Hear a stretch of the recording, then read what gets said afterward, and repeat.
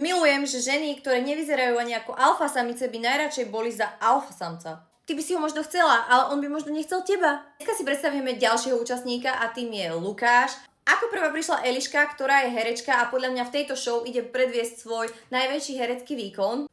Zatiaľ sa jej to síce nedarí, ale podľa mňa to príde časom. Zhodnotila, že fyzicky to nie je jej typ. Z tých výrazov, čo mal aj on, ani ona nie je jeho typ. Čiže ak by ostávalo niečo ako nechut na prvý pohľad, určite by toto bolo ono. A keď sa pýtala Lukáša, že čo robí, on jej stále vravel, že točí reklamné spoty a tak ďalej. A nakoniec sa z neho vykľulo, ako z chlpatej deky to z neho išlo, že je predávač. Nechápem tomu, prečo sa hanbil, že je predávač, pretože vyzeral, že sa za to hanbí. Je to normálna práca ako každá iná. Podľa mňa sa nemáš za čo hanbiť, stále lepšie, ako keby si mal byť nezamestnaný. Ako ďalšia prišla Zuzana a tu, keď som videla ten fyzický rozdiel medzi nimi, jeho a jej, vedela som, že toto asi nebude z toho nič. Ako ďalšia prišla Adela, ale príde mi strašne nudná.